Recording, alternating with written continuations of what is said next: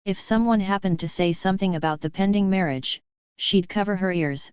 She was always telling people, "I'll die, rather than marry a cowherd's son."